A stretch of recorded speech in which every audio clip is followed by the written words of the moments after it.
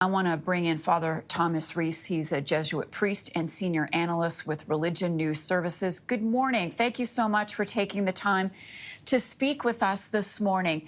How were you remembering Pope Francis today? What made him stand apart from previous popes?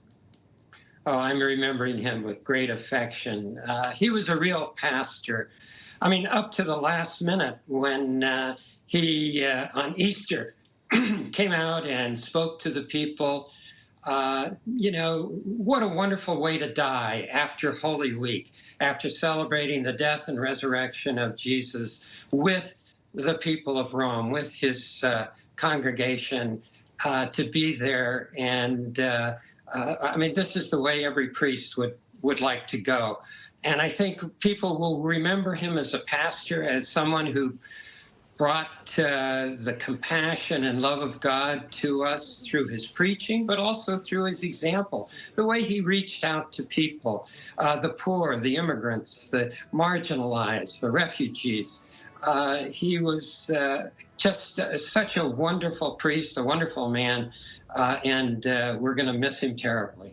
Father, is the church more inclusive as a result of Pope Francis? Absolutely, I think so. The church in the past was very good at nagging people, at condemning things, at shaking its finger at people, but he didn't want to do that. He wanted to embrace everybody. He wanted to welcome people into the church. He really, he spoke of the church as a field hospital for the wounded, not a country club for the beautiful people. He always said that the first words that should come out of a preacher's mouth is, God loves you. God cares for you. God is compassionate and forgiving. Not, here's the list of rules if you want to be a Catholic.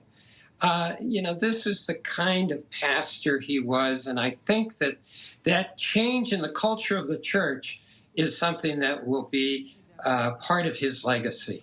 Do you think that change will be permanent? As you point out, he sort of eschewed all the luxury that other popes had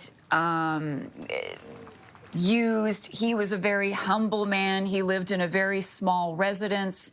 Even the way he dressed, he wore silver instead of gold. So do you think that will carry on in whoever is chosen to be his successor? I think so. He set a standard of what we think about the Pope.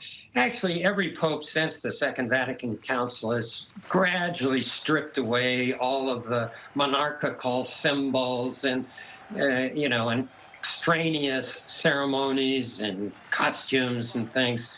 And Pope Francis, I think, finished the job by, really stripping down so that we would not be distracted by all of that gold and shiny things, but would see the heart of a pastor, see a person who really wanted to live like Jesus, reaching out with compassion to people.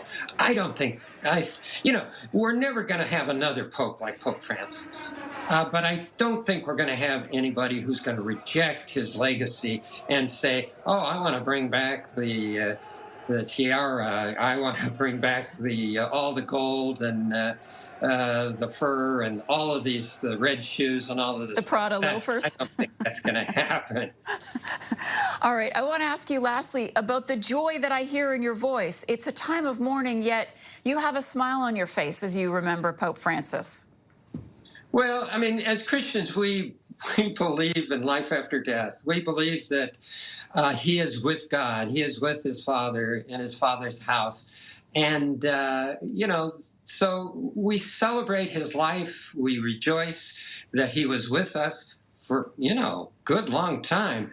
And we're so happy with the way he was able to change the church, make it more open, make it more listening, make it more compassionate towards people. Pope for 12 years. March 13th, 2013, the world was introduced to Pope Francis. Thank you so much for taking the time to speak with us today. Father Thomas Reese is a Jesuit priest and senior analyst with Religion News Services.